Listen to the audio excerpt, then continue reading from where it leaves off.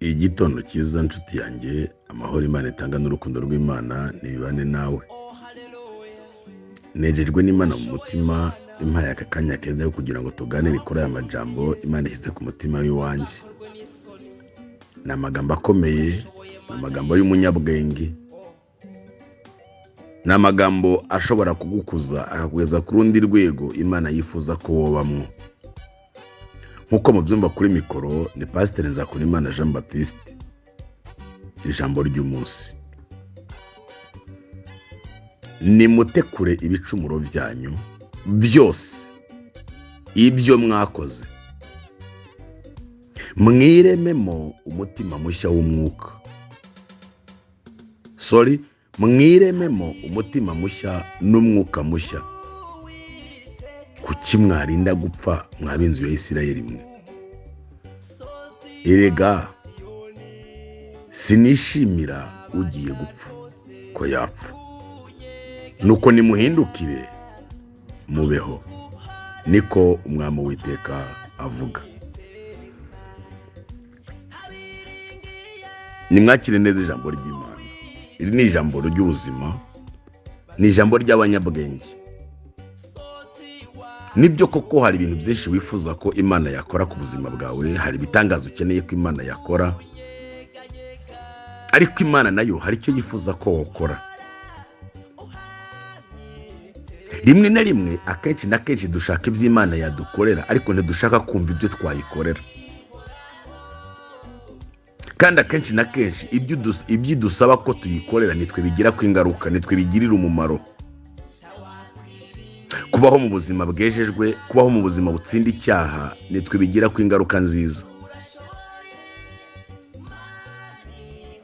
Rimwe na rimwe usanga niyo igihano utagihawe n'Imana wakoze ibyaha, hari igihe amategeko aguha igihano. Isi ubwayo ikaguhana, imiryango ikaguhana, sosiyete ikaguhana, abantu bakaguhana, leta ikaguhana kubera ibyaha uba wakoze. Rero iyo Imana itubujije gukora ibyaha, ibiduhaye uburyo bwo kubaho mu buzima bwiza, kureka gukora ikintu kibi, kureka gukora ikintu cyose cyanduza umutima, nitwe bigirira umumaro. Rero umuhanuzi Ezekeli araburira njyewe nawe. Ibyo ndiko ndakubwira nanjye ndabyibwira. Ikintu cya mbere muri iki gitondo cya none ugomba kuzirikana kuri uyu munsi wa kabiri wiriyinga, utekura ibicumuro byawe byose. Ibicumuro ni ibiki? Ni ibyaha byinshi bikorwa bitateguwe.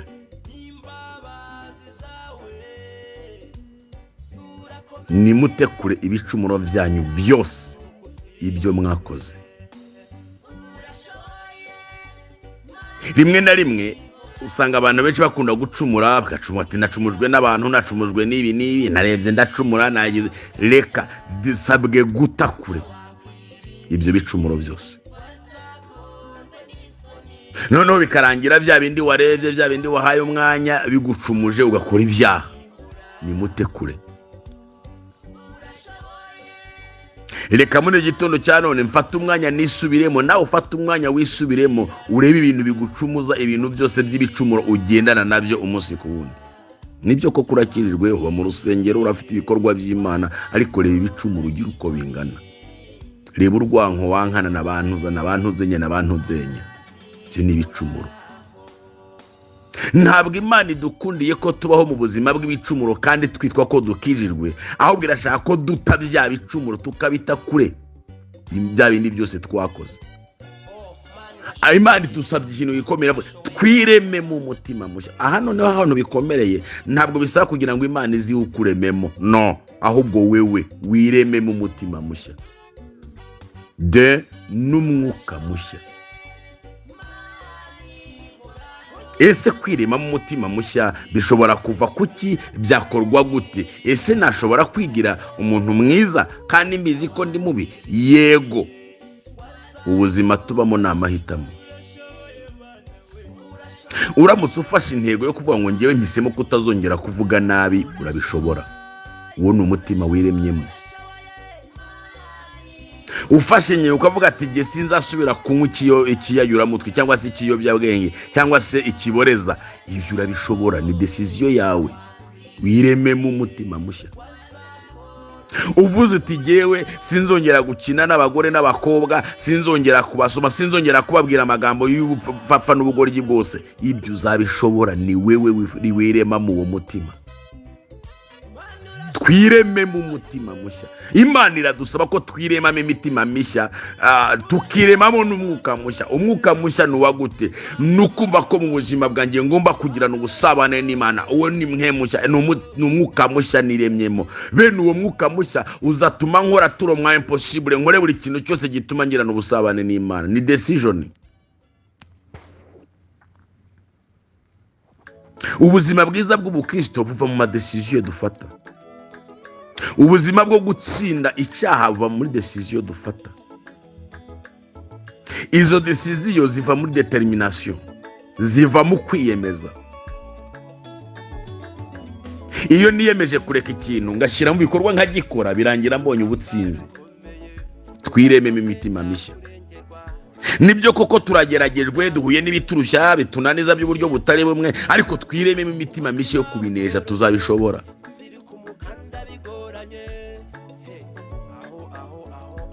Kuko Imana yaduhaye liberté totale, yaduhaye uburenganzira bwose, yaduhaye amahirwe ya choice ya choice y'amahitamo.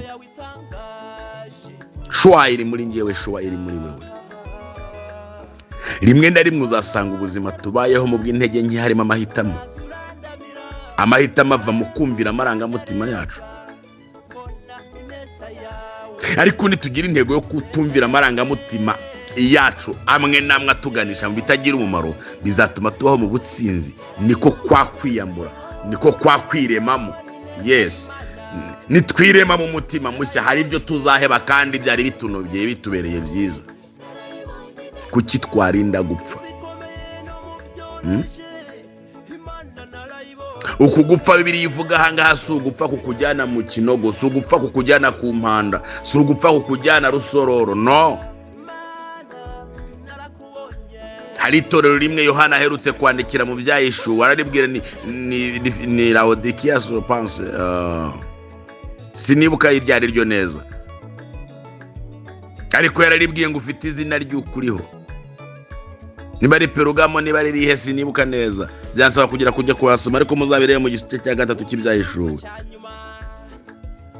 Araribwira ngo ufite izina ry'ukuriho nyamara uri intumbi. Hari igihe tugenda dupfuye munsi y'imhemu, mu isi y'umwuka abantu barapfuye, bagenda barapfuye. Imana iturengere cyane. Kuki twarinda gupfa? Ngwerega sinishimira yuko ugiye gupfa yapfa. Oya, ntabwo Imana yishimiye ko wapfa mu mutima, wapfa mu bugingo. No, nicyo gituma tubwiye ngo nuko nimuhindukire mubeho, niko Umwami Uwiteka avuga. Iki gitondo fata umwanya wongere wisubiremo, uhindukire, ubwire Imana ati Imana mbabarira, uko nitwaye ntibyari byo, uko nifashe ntibyari byo, ibyo nakoze si byo, mbabarira, ndahindukiye.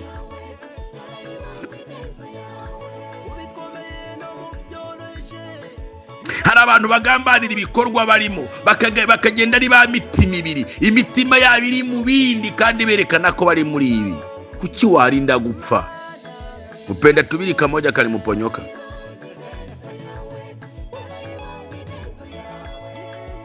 Niba utumbira Yesu, uzana umutima wawe, wirebe mu mutima mushya.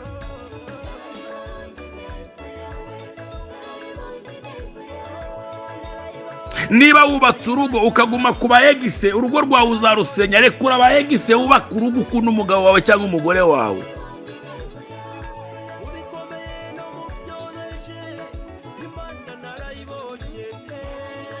Imana turengere cyane. Aga kantu reka nongere ngasubire mu mukumve neza. Niba uri umukobwa ukaba waragize abantu mwagiranye ubusabane cyangwa se urukundo bikagera n'ubwo muhuza imibiri, ukagira umugisha ukubaka, nudakura amaso ku bayegise bawe, ugakomeza kubiyumvira no kugirana ibiganiro bihambaye nabo, bizarangira usenya urugo rwawe kubera bya byiyumviro bya wa mutima wa kera wahozeyo. Kurayo uwo mutima, wireme mu mutima wo kubaka urugo rwawe, wiyumvire umugabo wawe, utekereze umugabo wawe, mwiyumvire neza, uzubaka. Nubona hari n'ibitagenda neza, wijya kumugereranya n'aba egise, nujya kumugereranya n'aba egise karaba kabaye, urabugiye gusubirayo. Ahubwo shaka ukuntu wumva ukwiriye kubana nawe neza, bizakugeza ku mwuzuro w'urugo rwawe n'umunezero ukeneye mu rugo rwawe.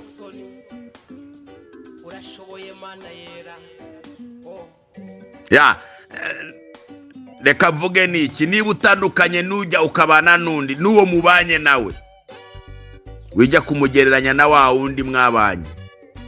Numugereranya nawe ntago urabukibanye nawe, kuko hari ibyo ujya yakora uwo atazashobora gukora, hari n'ibyo wazakora ujya atari gushobora gukora.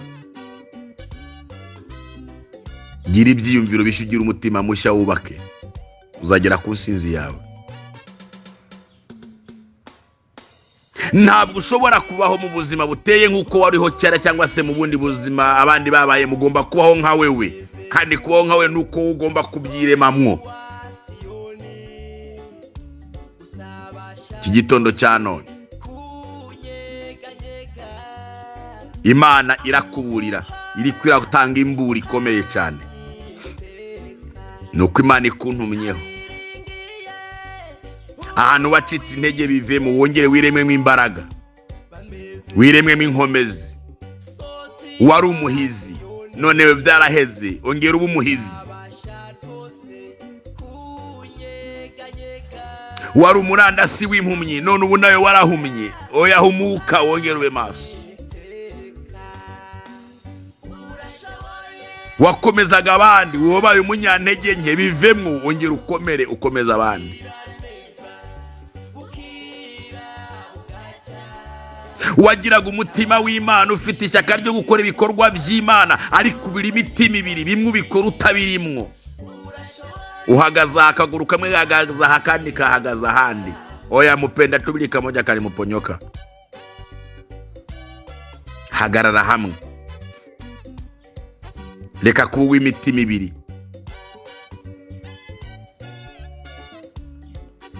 Imana idufashe kandi tugirire neza. Hari abantu baba mu ma eglise, nka jewe ndi umurehoboti, mba muri rehoboti hori church. Aho gasanga umuntu ari muri rehoboti hori church, ariko umutima we sihuri, ntacyo uzamarira iryo shengero urimo.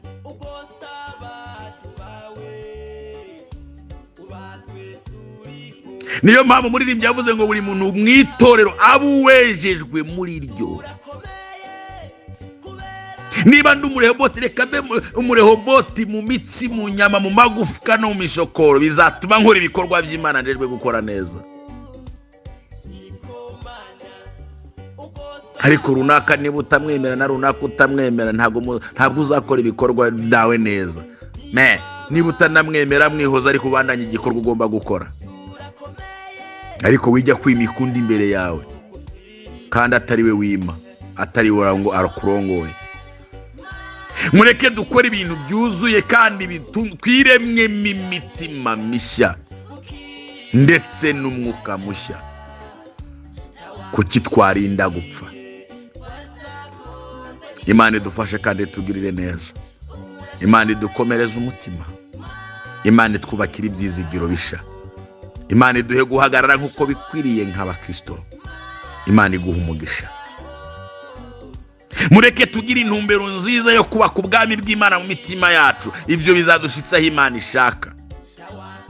kuki twarinda gupfa? Imana ntabwo yishimira yuko twapfa, niyo mpamvu idusabye kugira ngo twihane duhindukire, tuvane ibyiyumviro bipfuye mu bantu, tuvane ibyiyumviro bipfuye ku bantu, ahubwo tugira ibyiyumviro bisha, tugira umutima musha wo kubaha Imana nayo izatwubahisha.